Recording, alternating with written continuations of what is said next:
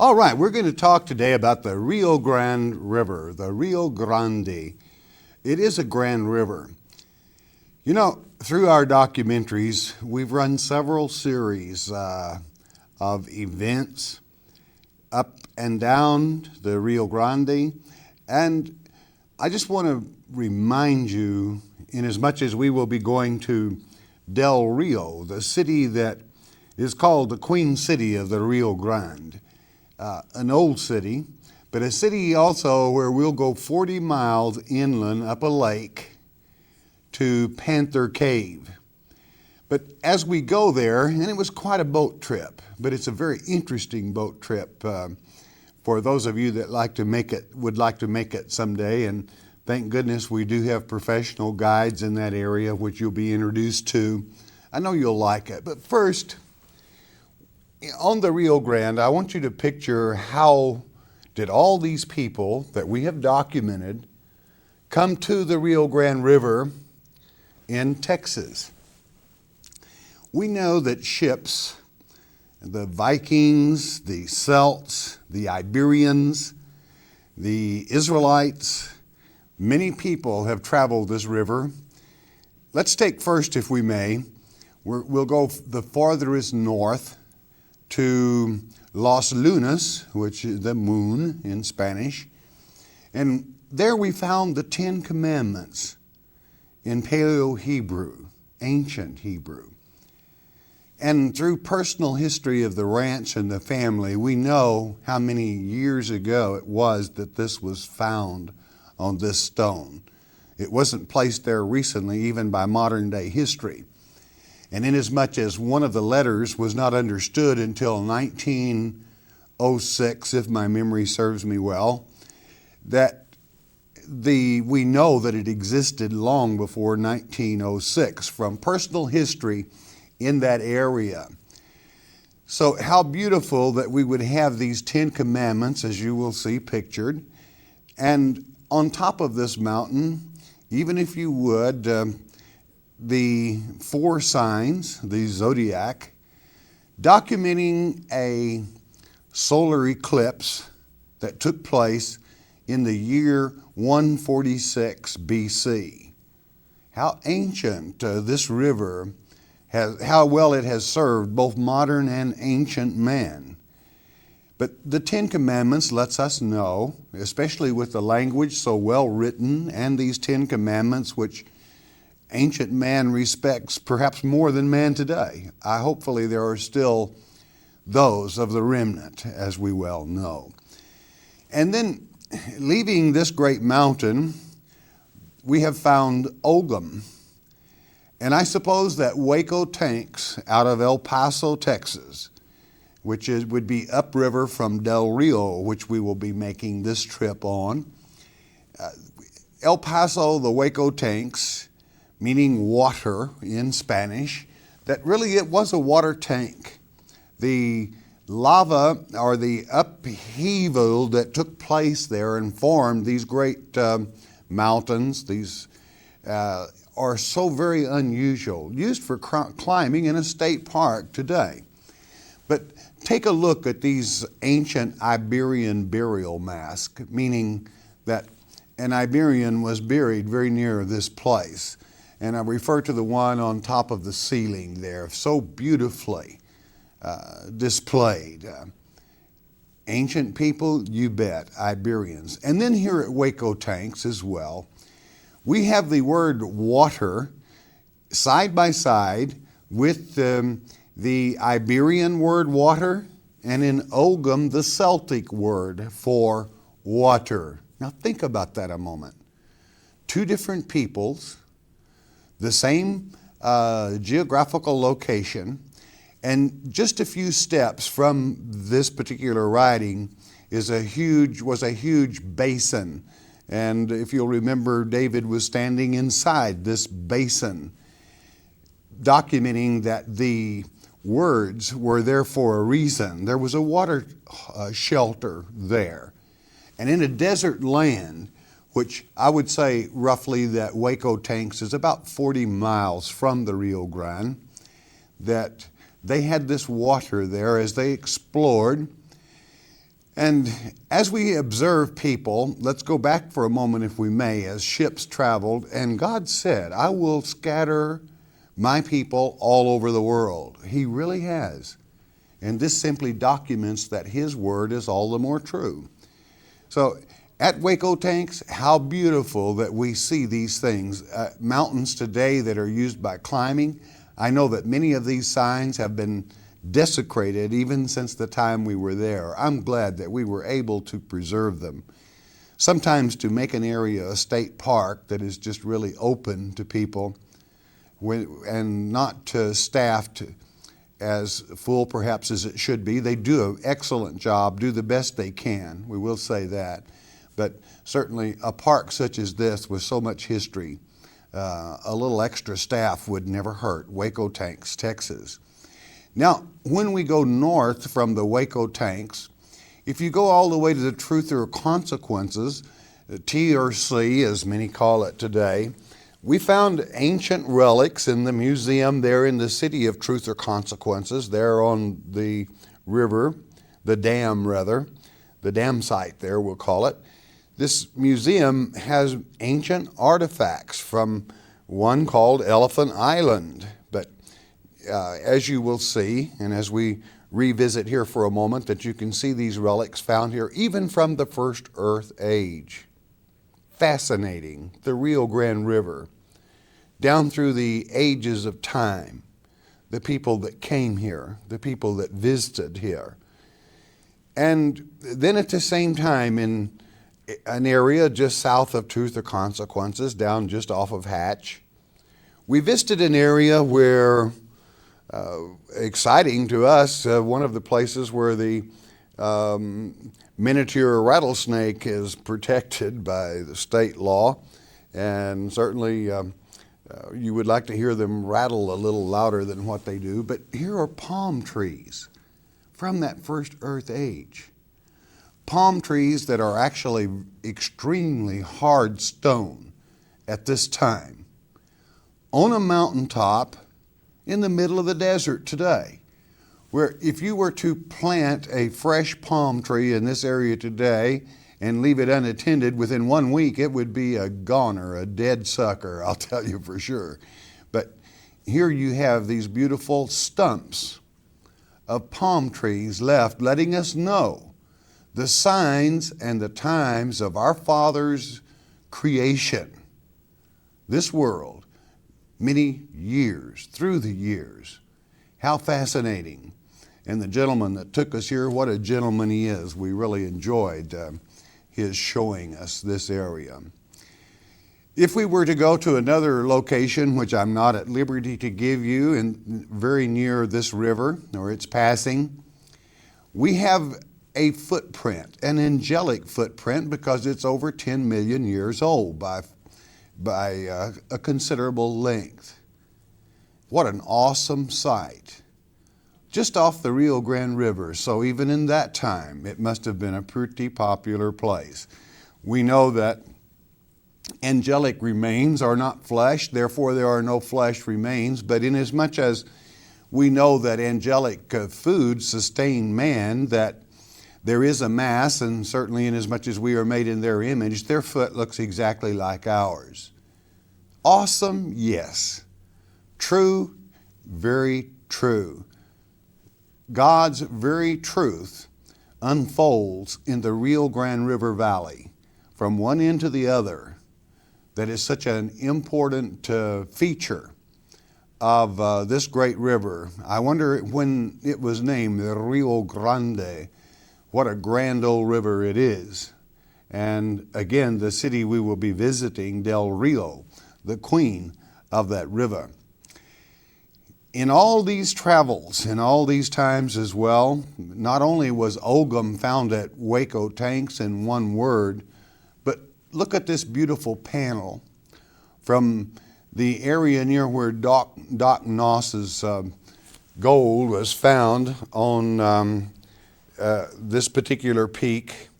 You have one of the most beautiful Ogham panels that can be found not only in the Rio Grande River Valley, but anywhere that Ogham is found. This panel in Ogham, and we thank Dr. Barry Fell, bless his heart, that much of the translating was done by him, some of it by yours truly. After we lost Dr. Fell when he passed on to the Father some time back, but how it still, in a sense, is Dr. Fell doing it, in as much as I had the privilege of studying under him. Now, here is this panel at Victoria's Peak, which was that great Apache chief named for him. We have a panel that reads, "This mine contains ore." It contains metallic ore. I, McGehee, claim it for my own personal profits. This Ogham is of the type that would have been used around 800 or 900 AD. Vowelless, but in red ochre or iron oxide, whichever you prefer, done here in this great Rio Grande Valley. This drawing would be about 60 to 80 miles north of Waco tanks. Then farther north than this, again from Victoria Peak, we go north of Hatch along the river, and we come to a time when there were travelers that were leery of a people that were not like their people, which naturally was no doubt in 800 or 900 AD, part of our Native Americans that were living by the river, as many of them did in this area. What a beautiful area. And we find this beautiful panel of Ogham, which states, "Be careful when you go by the willows. There is a people there that is not of our kindred." And then yet another panel from this same area that would say, "Be careful when you go by the willows," or it could turn into a battlefield. And then the beautiful rebus, where the word actually meaning battlefield is a rebus that gives you what the battle lines would be, and it matches with the river in that particular area. All this was an accident, and as some would say, they're plow marks. They don't plow in the desert. Never have, and certainly written in a very distinguishable alphabet, where if one knows the language, it's very easy to translate. On San Diego Mountain, we observed a very hot trip and a very steep climb, but we deserved pictographs and petroglyphs, even if you would, of a man with a beard. Now, as you know, our Native Americans most usually do not have beards, and you see a face here of a European. And then we find this type of writing, much of it here, very ancient, that we find the same writing in Ireland on Ogham Fallow's tomb, which many of us believe to be the tomb of Jeremiah the prophet. And this particular ancient writing, I feel that we have deciphered much of it, that we do understand it at this time. And how fascinating it is that from Ireland all the way to the Rio Grande River, as ships would pass the Atlantic Ocean, no doubt hugging Greenland, Iceland, Newfoundland, down the coast of Florida, around the Keys, working their way into the Gulf of Mexico, and then coming down into the opening of that Rio Grande River. A river that opened the Southwest like a highway to these various peoples, Iberians, Celts, Israelites, all, along with the Native American, which we're going to visit some in this particular trip. Some of their works, signs, languages, and religions that they left for us to behold. And these all, when you're passing through the country and you see these ancient monuments, protect them, help take care of them. By that I mean don't leave trash and don't try to add to, because it does great damage to our heritage and those early travelers that passed this way, that passed through and into this great nation, being scattered throughout the world as Almighty God stated that He would. Fascinating place, the Rio Grande River. I would highly recommend Del Rio and the beautiful lake Amistad, which means the Amistad Reservoir, which has Old Mexico on one side and Texas or America on the other side. And we observed many wonderful things. I want to tell you a little bit about Panther Cave, and picture, if you would, and the reason I have gone through this layout, if you would, of the visitors through this, that these American natives observed these travelers. Were they influenced by them? Well, in certain cases.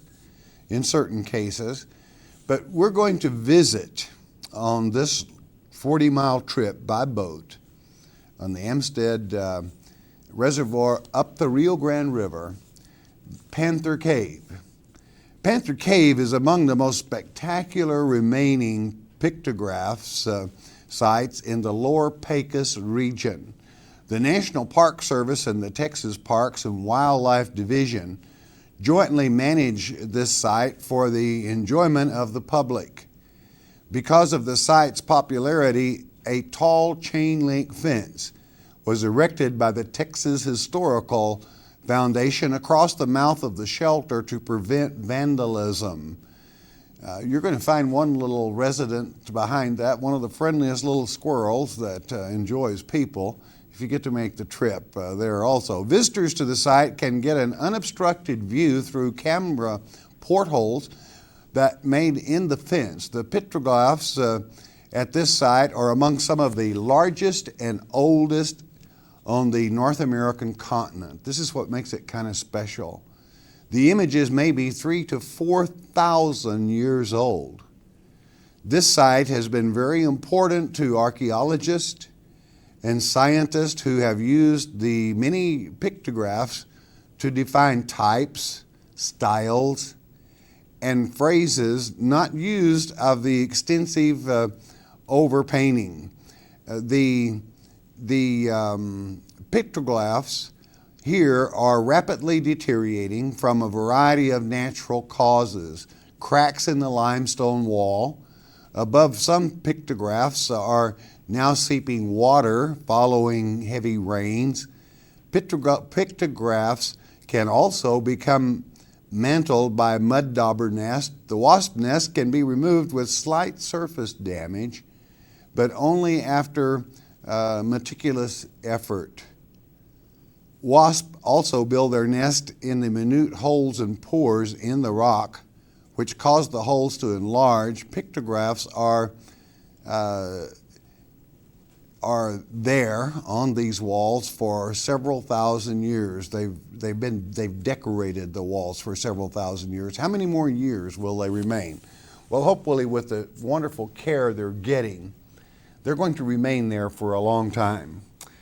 I think that I was able to understand something more as the shaman we see here and shaman that we observed at Virginia Peak. You might compare the shaman, and I think we will do that. I think we will show you, if we may, during some of the shaman from Victoria Peak, even at this time, to let you see the magnificent pictograph. But at the same time, I want you to notice that on the shaman at Virginia Peak, we had the one that had buttons. So we see a strong influence there of man other than Native American. But these shaman, inasmuch as most of the dead were buried in mats, we could call it a mat made from grass or hemp or a hemp-like substance, that you could see the shaman allowing these rolled mats to go upward, which I have no doubt means their spirits released into the heavens. This is the area, the country of Judge Roy Bean. And if you travel that way, make sure you drop by and see his old place. Law west of the Pecos, a hard man, but many said a fair man. Many said not so fair. But be that as it may, what a fantastic place. I want you to see, if you will, a picture, and we'll get you a close-up of this, of our 40-mile trip up the Rio Grande River from Del Rio all the way up through and to Panther Cave. We'll get you a real good close-up on this so that you can see this river and see the area. It is marked with buoys for those of you that have your own boats that wish to travel that area. And in using your own boat, certainly make sure that you understand the distance and that you have enough fuel, for certainly it is not a place that you would want to run out of fuel. Now, with much wildlife in the area, you will pass one old Spanish ranch in Mexico. You will see it. There will be an old tower that it was there, even modern enough that they had a shower, so to speak, rigged there. And that old shower is about all that's left of that particular ranch, the headquarters, the hacienda, the master hacienda or headquarters to the ranch. You're going to find this very interesting because not only did we see bluff dwellers or caves in which people lived, Panther Cave and others, that there were shelters and they were bluff dwellers. But I want you to take a look at this as we cruise the river, that there are bluff dwellers still there to this day. Bluff dwellers still there. You see, half of this lake is in Old Mexico. Therefore, the Mexican citizenry have access to the lake as well as Americans. And you have these Mexican fishermen that actually fish the lake, and then people from the Mexican side come up and buy these fish from the cave dwellers here along this modern day. Notice the refrigerator, which no doubt is propane or butane operated, that keep the fish cool, no doubt, their catch for the day until they take it to their roadside market. Very isolated, but there you got it. So do people change? Bluff dwellers of today. And now we will proceed on down the river, as you will observe the documentary, and find the place where there were bluff dwellers anywhere from 3,000 to 4,000 years ago. The marina was very helpful to us there in Del Rio in allowing us to use their equipment, and they were very helpful. And those of you that need any supplies in that line, I want to highly recommend that marina. And there's really only one there at Amstead Dam, and they'll give you real good service. They were certainly good to us, and we highly recommend them. If you've never traveled that distance by boat, you might want to talk to someone there if you go without a guide, because certainly when you get 40 miles upriver, then if anything goes wrong, you need to let someone know you're up there, all right? And they are good and give helpful advice in that way. I say that because many times a tenderfoot will decide to do something of this nature without the experience, and you can get in a heap of trouble, and I would not want to lead anyone into that.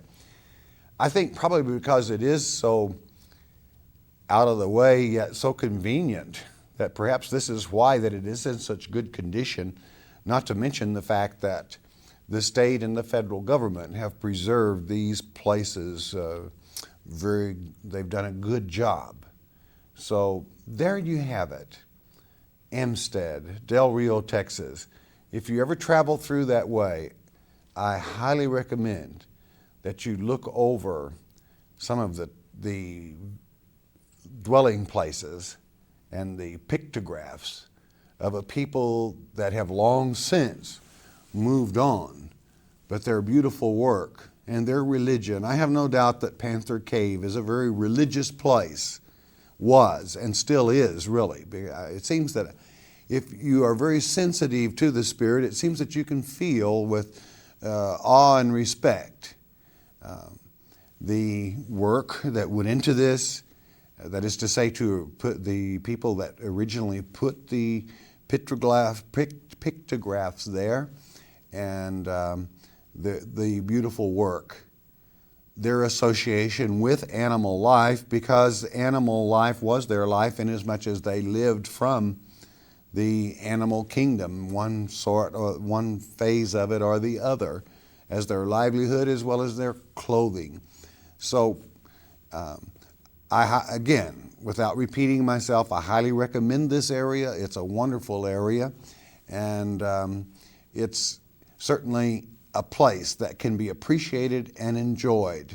Again, I want to remind you, always do your best wherever you are out in the wildernesses that you protect these particular areas. That's why we have them, that we can document today, and that our children and even their children might see what used to be in this great nation that we call America, as well as the other Americas, that is to say South America, Mexico, which you will see part of in this particular film. Wildlife being plentiful, as you will see. So sit back, I know you will enjoy it. Quite a boat ride. A little chilly, well, yes, it was done in November, so that's an interesting time to make a 40-mile boat trip in the Rio Grande, but it's far enough south that it's even comfortable there at that time. So, this beautiful place, sit back, enjoy history and time of the past.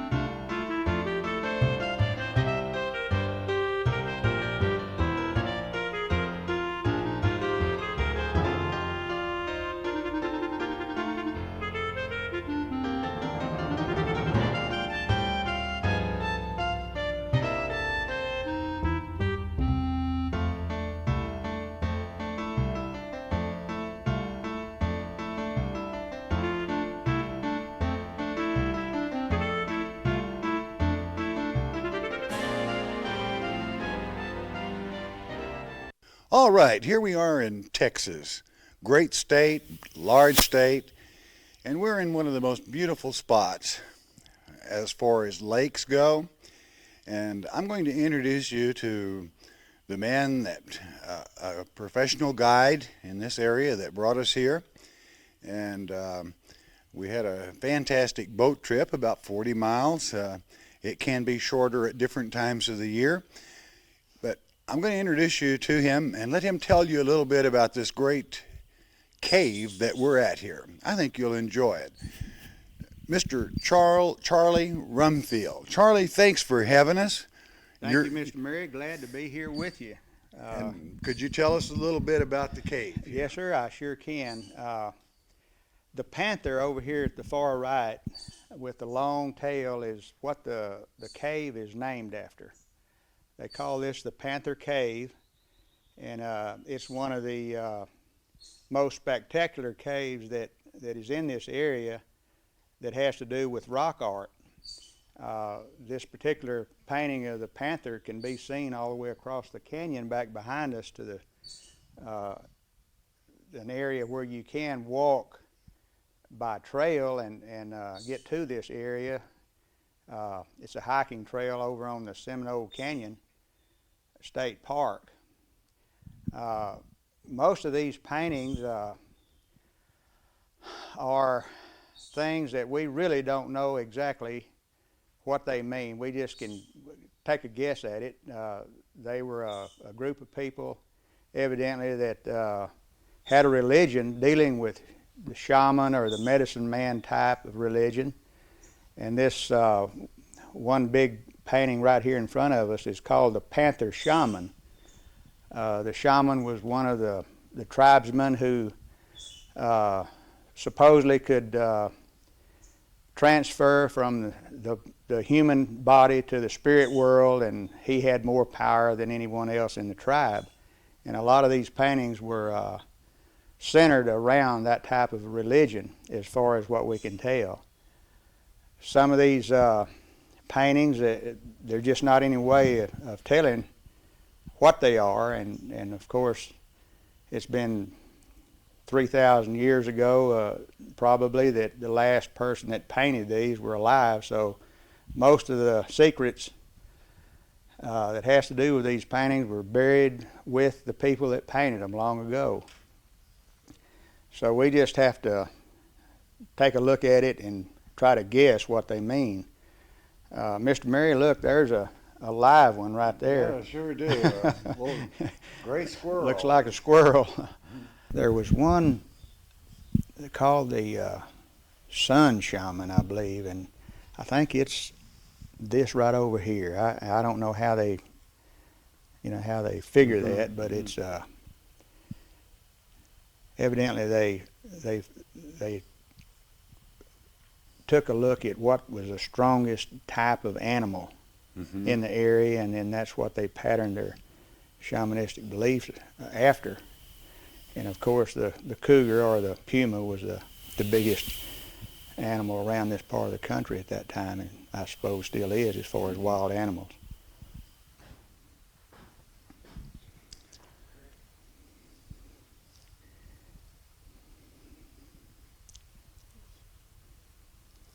This would have made a really nice shelter year-round. It really would have. They say that a lot of their dead was buried right in these shelters. They were wrapped in woven basket-type material, I guess out of the yucca cactus and so forth, and buried right in these places. They supposedly started occupying these places as far as 7,000 years ago, and right on through about 3,000 years ago, and some actually up to about 500 years ago, that different tribes that frequented these places. That yellow iron oxide is very rare. Seldom you see that. That's true. It looks like the only one in this cave, Right. don't it? So they really drew special attention to that.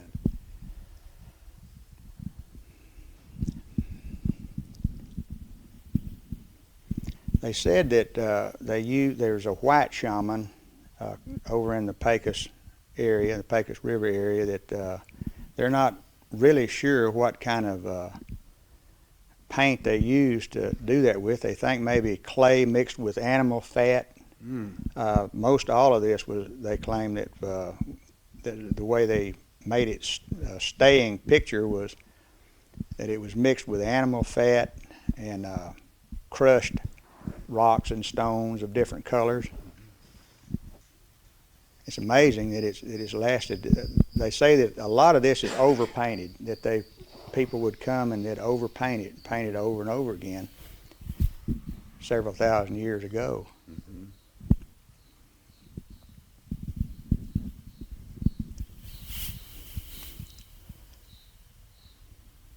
That's amazing. It really is.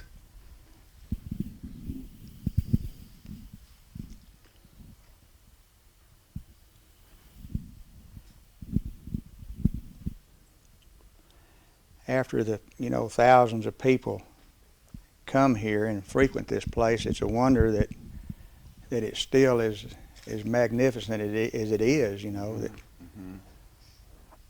I think they put these fences and barricades up here probably about 8 or 9 years ago on this particular cave. Well, I'm glad they did, because these are really, for the age, are in excellent condition, and now they will be kept that way. It's so important that people remember this is part of our heritage. Very true. And we should maintain that. Let's see, let's move down where he gets ready to go. You want to take No, this? go ahead, go ahead.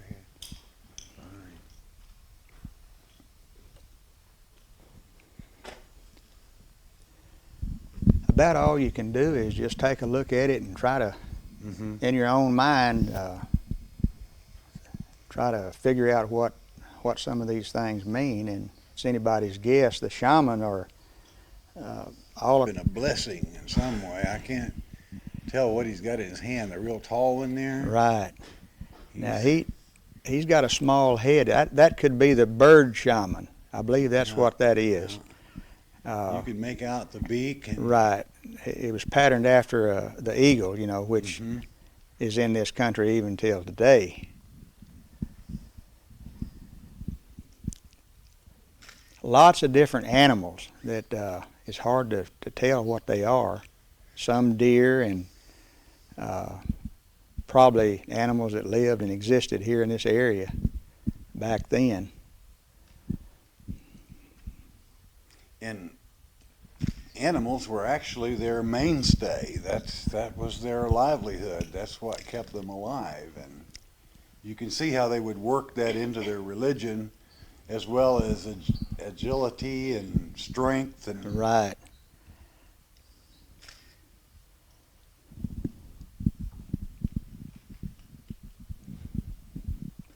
This shaman over here, I don't know. That looks like another bird shaman, don't it? Because it has a small head, and it seems they're all ascending upward, like they're maybe in their mind going from the fleshly body to the spirit world, right.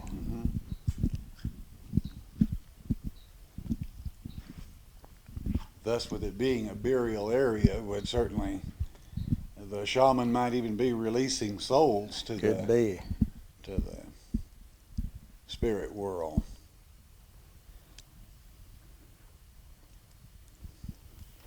They seem that their infants, they paid particularly a lot of attention toward their infants when they died. They really had quite elaborate burial systems for their infants. I suppose it'd be the same today, but they seem to pay more attention to the infant children than the adults when they buried them, placing a lot of artifacts with them. I guess things they played with and things like that.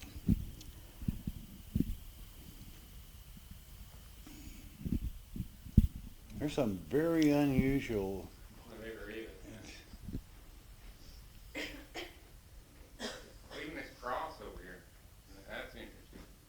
didn't see that.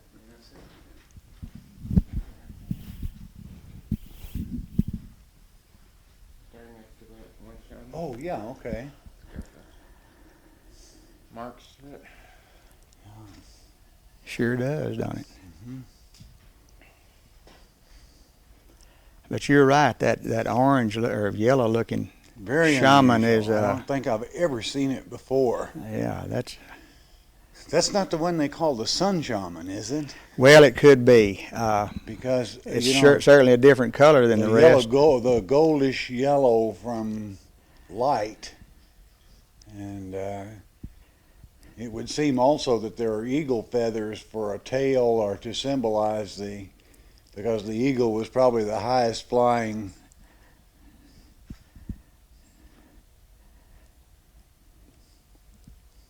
It would certainly seem that They took a lot of stock in the eagle and the panther, didn't they? they sure did. I guess they were the strongest preying animals and birds around at that time. They probably really respected them.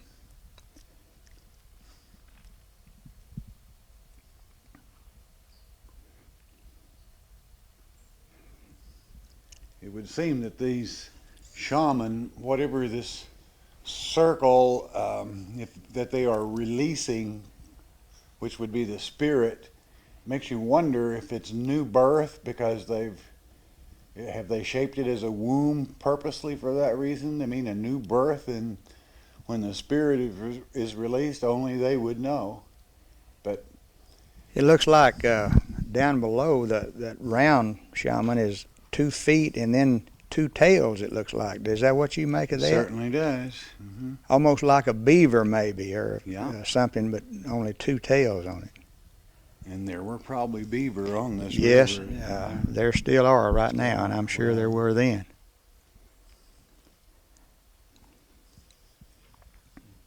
The cross certainly seems strange being there. That but does. in many of the ancient ones, the cross meant the tribes from all directions, as well as it to Christians. It means the cross, of course, that we all are familiar with. You know, it makes you think that when you look at all these paintings, that probably they were looking for the same God that we know so well, but they were Absolutely. looking for him and didn't just really know how to go about it, Right. you know. And it's even scriptural that nature itself witnesses to the Father, and what they see in animal life and everything else, that the ability for an animal or a bird to protect its young, and it's Well, they definitely knew that there was a human, and they knew the spirit. yes. They might not have known exactly what happened there, but they were definitely aware of that.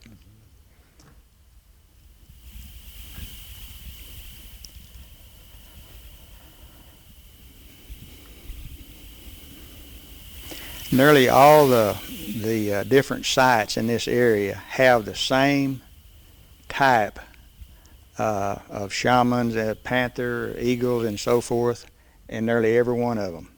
A lot of them are almost identical, as well as could be drawn separately and still look alike. So it was definitely a religion or a way of their thinking at the time.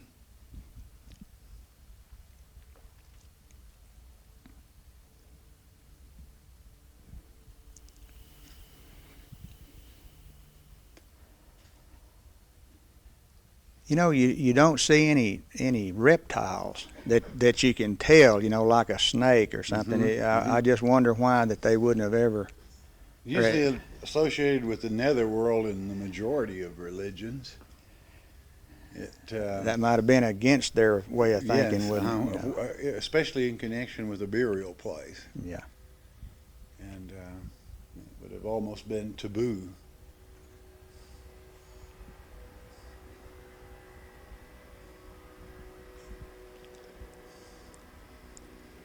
Well, I think this is the best large grouping, so well preserved, that we've experienced. Certainly a sight worth seeing. Well, I'm glad you folks came down. It It's was our pleasure, and we certainly thank you for having brought us.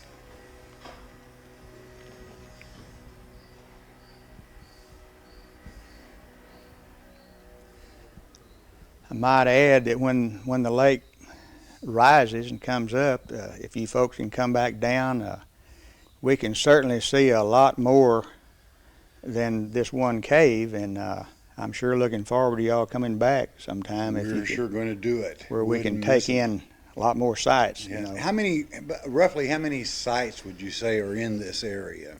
There's supposedly about 200 200. of the sites that contain at least one or more of these rock art paintings.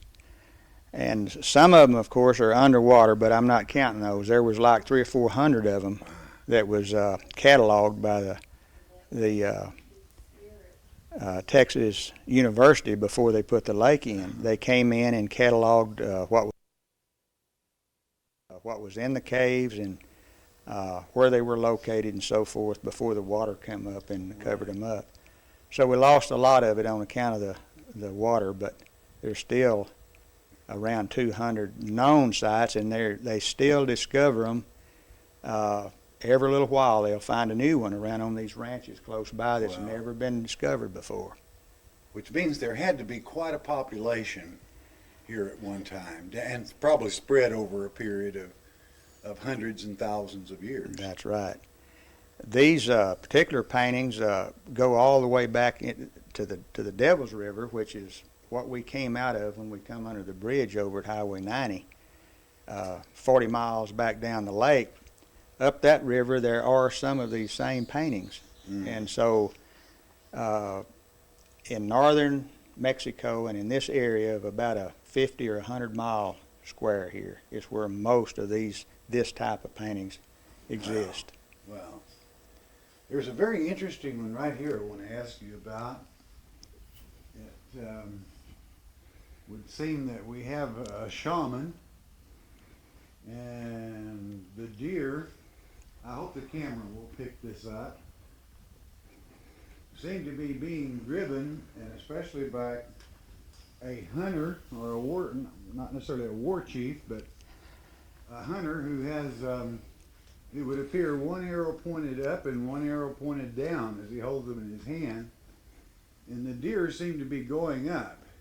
And you had mentioned there was a possibility that we see these huge cliffs, that they might have practiced the art of driving over the cliffs for their main winter kill. Or yes, sir. There is evidence in this area that they did do that they would get a group of men and actually herd animals, deer probably more than anything else, into an area and run them off the cliffs in order to kill them. And then they'd go down, of course, then and utilize all the meat and bones and hides and whatever else that they could use for themselves.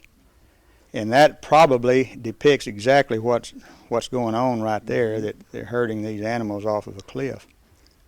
And it would seem, as usual, they have a very tall shaman at might say at the end of the drive with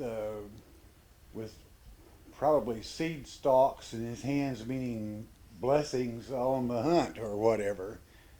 Yes, sir. The provider of the hunt. You can almost say, of course, the water has destroyed a lot of that, but the last animal is almost to that shaman that you're referring to there.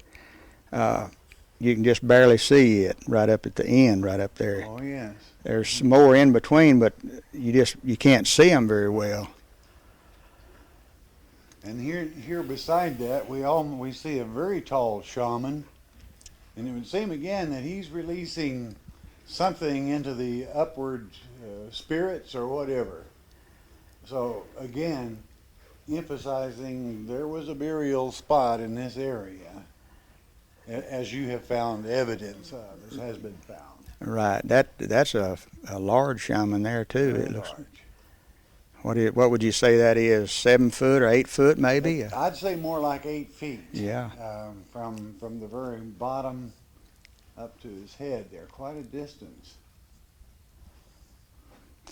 You know, they had to probably have had some kind of scaffolding, ladders or something to be able to get up there and paint on the overhang up here. They certainly went to it took a lot of effort. That's right. You know, it took a lot of effort just being able to get the paint, the oil or whatever they mixed, to make this paint. If you look all up, they couldn't just readily go out and get it. They Right. probably had to prepare that at great length. Determination. But people in their beliefs, their faiths, and I've always felt, I don't care who you are, you have to have faith in something to even live. And their faith drove them to go to these extents. What amazes me is just off from that shaman, the tall one, you can see something that's very difficult to make out, and it seems like there's some very delicate dots around something that has just been, looks a little like those things they're releasing, whatever they are. A seed pod to life, a womb, or whatever, the spirit, and very delicate, very delicate. Well, it's truly, like you said, they took a lot of time and effort, and with them trying to get food to eat and to survive, they had some time to do all of this, it seems like. It had to be something very important to them. Well, it would really be interesting to know just how old these are, the oldest Really part would. of them. It's just hard to say.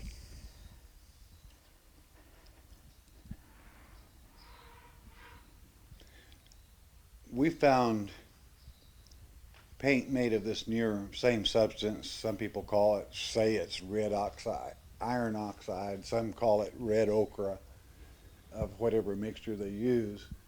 We know that had lasted since 800 or 900 AD, and it was in excellent condition.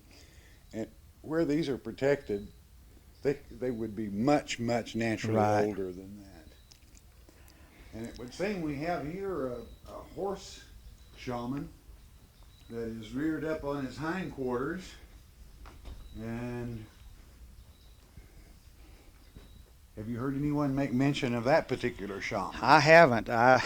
It's hard to. It does certainly look like a horse, all right. And then there's a huge shaman that comes down where the foot of the shaman or something is, the horse is paying homage to. Yeah, like he's bowed down to it, don't it? Right.